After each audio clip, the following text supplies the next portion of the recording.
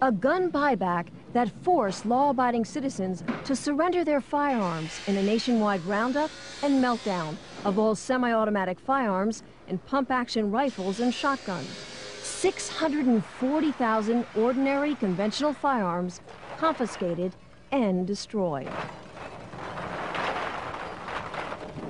It was an absolute joke and a tragedy. I actually turned in 3 firearms and it broke my heart. I mean, it was 40 years of collecting and I can't say it any other way than that. I felt sick.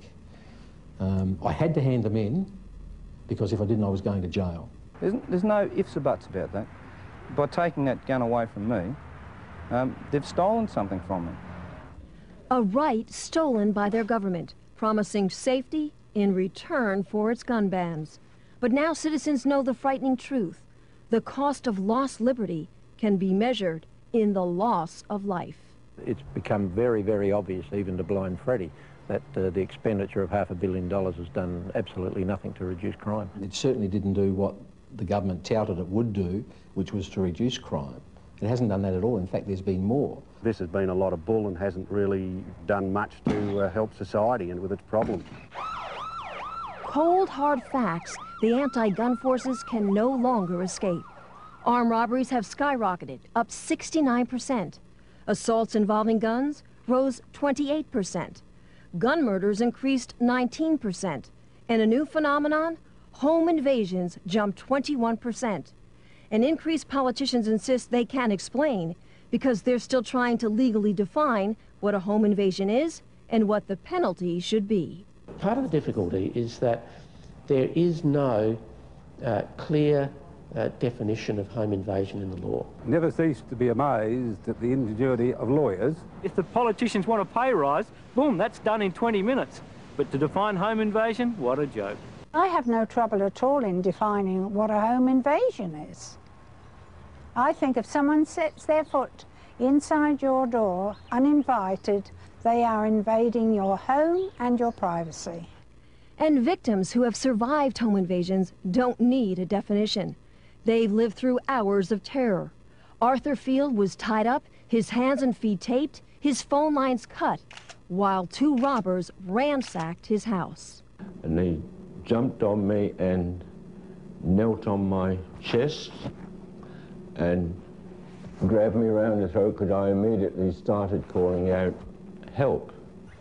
I don't know how many men, they start smashing the windows. There was a lot of glass shattering, a lot of noise outside, and I stood in the kitchen, I was trembling. The Zawadzkis remember thugs running through their home, demanding money and threatening to kill them.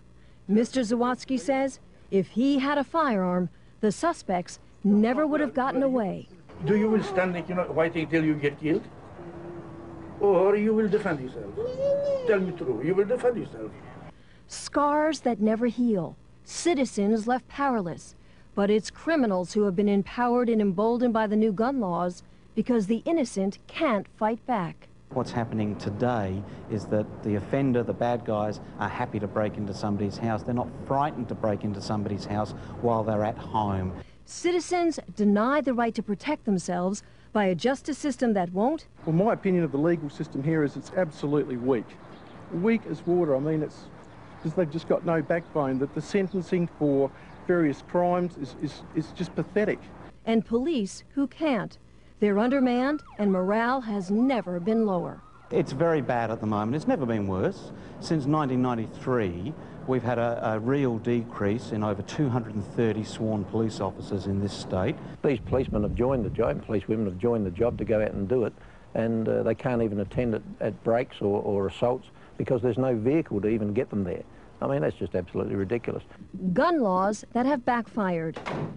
And Australians who have been forced to hide behind bars and deadbolts. Some are even installing extensive security systems because the firearms they still own that haven't been banned have to be locked up, unloaded, and unavailable.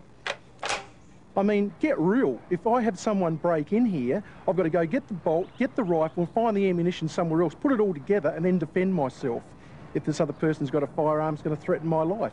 No way, it doesn't bloody add up. A political fraud, gun bans that haven't made a difference, and gun owners now struggling to stop a growing momentum against them.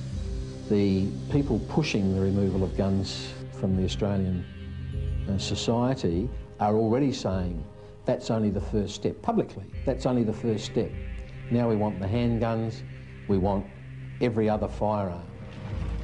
They're warning to Americans, don't think it can't happen to you. It can, and it already is. Unless you, as a firearms owner, get off your butt now and start to oppose those that want to take them off of you right here and now, I would say that within 5 to 10 years, the restrictions on gun owners in America will be similar to what happens in Australia. Don't trust your politicians. Get in there, keep on their backs. Be a member of the NRA, be a member of your local gun club. Be part of the NRA and never, ever, ever give up your freedoms, because that's, in the end, that's all you've got. If you think you have rights, tomorrow the government can take them away from you. I think the Americans have to be very, very careful, because, you know, their rights will be quickly eroded, as ours have, and we don't have a chance in hell of getting those rights back.